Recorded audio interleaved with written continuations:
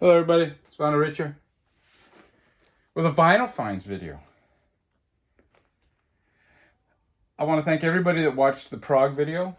One person asked, where did you see King Crimson at in 1971? And it was at the Wheelie Festival, the British Woodstock, 1971. That's also where I saw Amazing Blondell. I guess I should have included them. I have an album by them. I should have included them. Barclay James Harvest. I guess it was Sunday morning. I woke up with the sounds of Rory Gallagher playing. But anyways, great. Headliners were T-Rex, Faces. It was a great show. All right. I'm going to show... I have enough to do another Vinyl Finds. I'll do that next week, probably. I showed this in my last Vinyl Finds, which was about a month ago. Calvin Keys, Sean Need, I don't know. Jazz album on the Black Jazz label. He's a guitar player, fantastic. So I looked into some more of their reissues. And I did pick up this one, Henry Franklin, the Skipper. This one is a more traditional type jazz than that Calvin Keys one. The trumpet and sax, they blend intimately into an integrated whole. See, I can do Mazzy if I want. I was just going to say, yeah, the trumpet and sax, they really blend together. Well together. And I thought, you know what? I'm going to spice it up. The songs on here, the one problem I have with this album is all of the songs, except for one, the last song on side one, all the songs fade out. They don't end. And I don't mind if you do that once in a while, but if you do that all the time, I have an issue with that. It's almost like an artist, or you're in a figure drawing class and you're drawing the face, the larger muscle groups, the body, and then you don't know how to do the legs and the feet and hands, That's what it kind of reminds me of. But it's a good album. Like I said, it's a little more traditional than that Calvin Keys, and it's on this Black Jazz label. Real Gone Music are reissuing these, and if you like jazz, I suggest you check them out. I'm not getting them all. It comes with this insert. I missed out on the Rudolph Johnson one. It came out, I guess they're issuing two at a time, and it came out the same time as that Calvin Keys. And I heard it, it just sounds like regular, blue note jazz. And then when I went to the record store, Underground Records, just this week, and I'm going to show what I picked up there. They had the Rudolph Johnson on the wall, and I was tempted to get it, I go, I should get it, And it's almost like this, even though I knew, it wasn't really what I wanted. And I got home and I re-listened to it, and I go, yeah, okay, I'm glad I left it there. But there was an urge to get it. And it's kind of like, I think what's happening with a lot of people with these Blue Note reissues, some people are getting them every single one, regardless if it's, a great album or not. And I can see where you can fall into that. And the second one I got, it's my third Black Jazz. It's a Roland Haynes Second Wave. This one came out in 75. That other one came out in 71 or 2, I believe. If you like late 60s Miles Davis, that In the Silent Way, the pianos in that, Herbie Hancock. If you like Billy Cobham's drumming, the drumming on this is fabulous. And the playing on all these Black Jazz albums are fantastic. And Henry Franklin plays the bass. The guy I just showed, he plays bass on this. Roland Haynes is a keyboard player. There's two keyboard players. There's a bass and a drums. No horn instruments. And it is fantastic, man. It's reminds you of Weather Report at times, and it's really a great funky groove. Just this might be my favorite of the three. I really like the Calvin Haynes one, the guitar player guy. But yeah, I highly recommend. If you're into jazz, check out the Black Jazz label. I think these will be eventually sold out, and I don't know if they're going to continue to redo it. But Black Jazz. Now, Billy Hurst, I guess his new channel is River Bend Records. I hope I'm remembering that right. He did a video showing the Walmart exclusives at the Metallica Wal Mart Exclusives. Man, I'm fucking up. Then Melinda Murphy did a video showing her the one she purchased. And I thought, you know what? I'm going to go check it out. I mean, this is weeks after they were released. And I ended up finding 3 of them there. And I initially picked up 2. I was walking almost up to the cash register. I go, you know what? I'm going to go back and get the 3rd one. If I don't, it's going to be in my head and da-da-da-da. And this is one of the ones I got.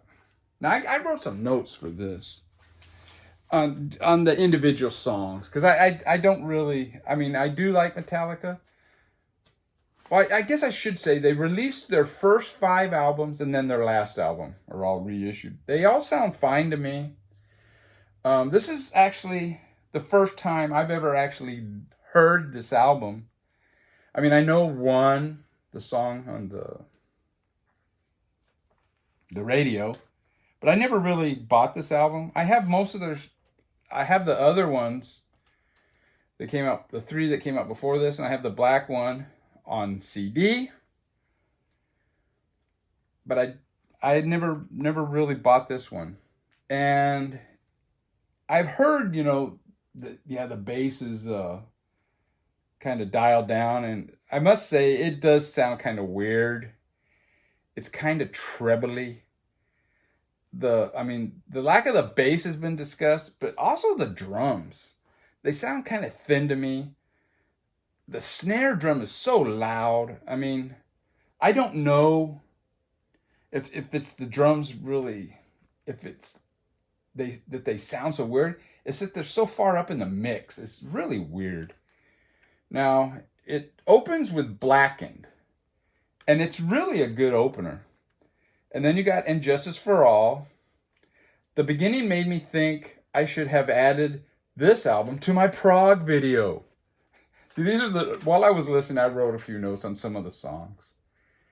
It's a killer song, though. It's an epic.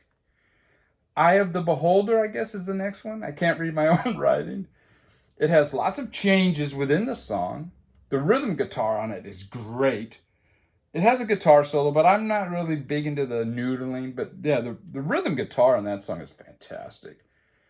Or just I don't know if it's rhythm guitar. The guitar during the song.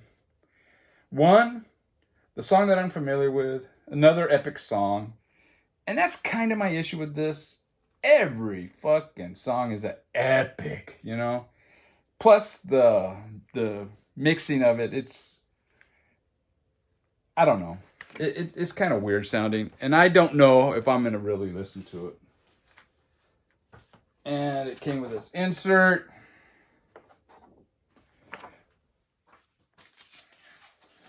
It has the words. Really, kind of weird looking green. I mean, not weird, but it's a interesting green for Metallica. I guess it's supposed to match this writing. And the one thing I noticed is, I was reading along the lyrics. I don't know, man. The lyrics are kind of wanky. I know Metallica fans are going to get pissed, but whatever. Now, this is the self-titled Metallica, their 5th album. This is the first album I ever bought by Metallica. And when I put this on, I immediately noticed, oh, this sounds much better than that other one. 100 times better. I know it's not popular to say that the Black Album is the first album you ever, bought by Metallica, but it is. And it's probably my favorite Metallica album to this day, And let's see what I wrote about this. I'm more familiar with this album than I am. Well, I wasn't familiar at all with Injustice for All. Enter Sandman. It immediately sounds better than anything on Injustice for All. That's what I said. And we all know that song. It's the single. It's actually a well-written song. It's people say, oh, this is more commercial. I don't know if it's more commercial or if it's just a better written song, And then it's followed by Sad But True. And it has a heaviness that is lacking on Injustice for All. Yeah, I mean, that's a 1-2 punch, man. You got Enter Sandman and Sad But True. Just two killer songs. And you go, man, can they, it's a double album. And I remember the first time listening to this, I go, man, they can't keep this up, And they probably don't, but it is a fucking good album. Holier Than Thou. It's a quick 3-minute song. It's not as good as the first two songs, I don't think. But it isn't an epic. Which is what Injustice for All was lacking. It was lacking some just, quick bangers in there, The Unforgiven is a slow intro. It reminds me of the epic songs on Injustice for All. But yeah, it's a killer. Unforgiven is a killer song. Whenever I May Roam, I love the intro to this one also. It's different. This is a favorite of mine, Whenever I May Roam. And it doesn't sound like a typical Metallica song until, I would say over 2 minutes into the song, It really, really well done. Don't Tread on Me. It's a pirate song. There's parts of it, the melody's kind of like, it's kind of, we're gonna go to Arby's. I don't know. I'm being a jackass. That's what I wrote. It's a pirate song. Through the Never, another quick one. It's not as good. And I'm not going to keep going through the notes. Don't Tread on Me. I skipped that one. I love this album. At the end, it has some songs that aren't quite as good as those first two. But overall, it's a good album. And I wouldn't say, I'm not going to say, oh, they should have taken out some of the songs and make it just a one album. I don't think the songs are that lacking. You know what I mean? And this is the insert. I'm fucking the notes, man. It isn't the Rich way. It didn't go very good, did it? And this one's on a smoky, clear, gray, and black vinyl. And the third one I got. Now, this is the one I left. Because I was walking up to the cash register with those two that I just showed. And I left the other one. Now, I must say, when I went, they probably had 6 or 7 of the Metallica, the Black Album. They only had one Injustice for All, and they only had one of Hardwired. Now, as I was walking up, I was thinking, man, it's the only one there. I'm not going to be able to go back and get it. So I went back and I go, it's either now or never. I've never heard this album. I remember when it came out a few years ago. Was it 2017? And that's what Billy Hurst was kind of complaining about. Does this one really need a reissue now? I'm glad they did it because, I don't know, it actually, I'm going to say this. Out of the three, I think this one probably sounds the best. The Black Album is still my favorite, but this is a really good album, and it has some really great songs, and the sound is just fucking... Yeah, this one and the Black Album kick that fucking wanker one away, man. And it's got inserts. Forgot the name of the wanker one. But it don't matter. I've been talking about Metallica too much. Like I said, I have their first three on CD, and I was kind of looking forward to getting those, but they're long gone. I did go to one other Walmart, and they didn't have anything. And I'm not really a Walmart person. I don't really go there very often. I needed some tape, for taping up a package I was sending out, the shipping tape. And I know they have it there. And that's why I went, and I go, I'm going to go check out the Metallica records. And for anybody to complain that I'm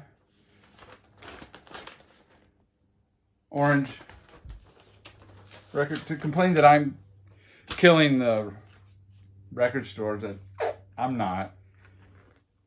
Metallica's they're trying to make some money while they can't tour. I mean, they're a touring corporation, So I don't blame them either. But I am not a fan of Walmart. I'm really not. I know some of their business practices.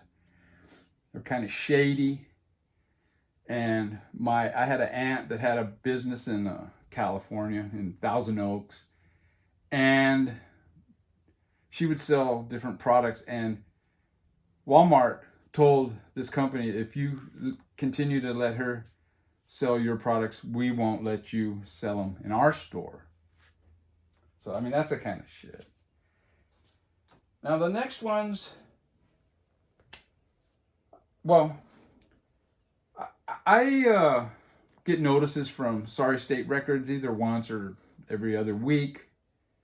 And in this last one, the record of the week was Burning Image. It's a 7-inch.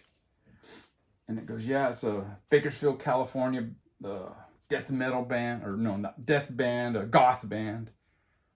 And I noticed it's on Going Underground Records. And I go, well, instead of ordering it from North Carolina, I'm going to drive 5 minutes to Going Underground Records, and I'm going to pick it up there, And I told the guy that, and he goes, yeah, you made a good decision. Let's see, it has a sticker. I think he threw this in. Yeah, Going Underground. Now this is a repress. This came out in probably 83, maybe 84. Only 200 were issued. And it's a quite rare record. I mean, good luck trying to find this. It sounds like 45 Grave, Christian Death. There's one part where the singer kind of sounds like Andy Sex Gang from Andy's Sex Gang Children, I mean. And if you don't know any of those references, it's in the vein of Bauhaus, though the singer is no Peter Murphy. And it's pretty good. I mean, it's not as good as Christian Death. And that's what's unread. But I'm glad I got it, man. I dig goth. Death rock is what the genre, the name they came up with it years after. And that's the other thing about these genres. Most of these genre names, they're created by non-musicians after the fact. And while I was there, I saw this. Wasn't really familiar with them. United Mutation, and it's another record on one of my favorite labels, Radio Raheem. It's a band out of Washington, D.C. They only had one 7-inch, I believe. And then they had they had some songs on a compilation, The Mixed Nuts Don't Crack. And I think most of the other stuff was probably never widely released. If you know the Washington D.C. sound, this is broken up into 3 sessions. You got the first sessions, and it's with a different. They had the original singer. They went back and re-recorded the vocals with their new singer, and he sounds like a death metal kind of singer. But this is before death metal was a thing. This is before the band Death from Florida. I think it's 83 those songs were recorded. And then it's got the 7-inch single, The Fugitive Family. It's like 8 songs, I think. And that takes up side A. And then side B is another session with that singer. And it's really, really good. The vocals not all the way, but he does have a rough voice. And it's pretty interesting. I mean, I think it's fantastic. And it's on black vinyl, but that's what the labels look like. I'm pretty satisfied with everything I have on Radio Raheem. In fact, I listened to that, and then I pulled out my other Radio Raheem records, and I listened to like 4 of them, and all 4 all just fantastic stuff. And as always, the Radio Raheems always come with great packaging. That is a gatefold, but I don't have it. I didn't open it. Yeah, they always come with great packaging. I'm not going to show everything. Yeah, Ronald Reagan, he tended to pop up a lot in these. And it tells a little story. It's got words, as the vinyl douche would say. Fantastic find. And I got 2 more, and they're used. And I got these at the thrift store or antique store. It actually sells Hot Wheels, those pop things, those figures, and just, that kind of stuff. It's not antiques at all. But they did have, I guess it's different sellers, and they had records in different spots. And I did pick up 2 records from one guy. And this one here is the Beach Boys, Sunflower. Came out in 1970. Yeah, 1970. Beetle Boy 909 was playing this one time, and I made a comment. I go, man, that actually sounds really good. Better than Pet sounds. Look at that, man. That's funny. I think that it doesn't have any songs that are as good as the best on Pet Sounds, but overall as an album, I think it is probably better. I wasn't overwhelmed by it, though, when I played it. And it's got all these comps that you used to be able to get. And it's on Brother Records, Reprise, and it's in fucking excellent shape. I don't think it was played very often. And the second one I got there is the Beach Boys Surf's Up. Now I remember when this came out, it got a big write-up in the Rolling Stone. It was interesting, but it didn't interest me enough to buy the album. A lot of people I've heard on the VC talking about it. It's like, you know what, I'm going to get this one too. I got them both. This album, for me, it's not very good.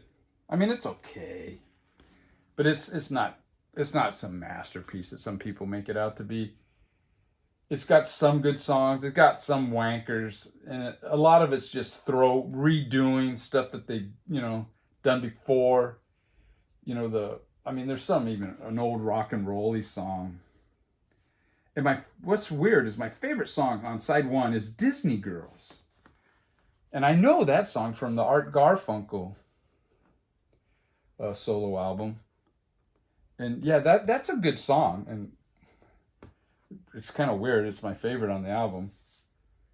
I mean, Don't Go Near the Water. It's okay, but the actual song structures are no different than the 60s stuff, really. And the lyrics are kind of goofy. I mean, they're trying to get deep, but they're no Bob Dylan, you know.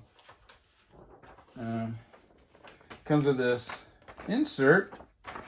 I mean, I'll keep it, and I'll give it a few more listens. And if I absolutely hate it, I'll send it Beetle Boys' way. And let's see what this record looks like. Yeah, it's on that Brother Records. And I'm sure it's the same owner. I mean, they're both a little bit of dust, but they were in fantastic shape. And the covers were in very good plus. But the vinyls, you can tell it's, I mean, by the spindle holes, this thing wasn't played that often. Well, that's it. Take care, everybody. And I hope the background noise wasn't too distracting. You know, the other people in the nursing home are out and about and making a ruckus. You know, they can't hear and they talk too loud. Take care, everybody. Prague rules.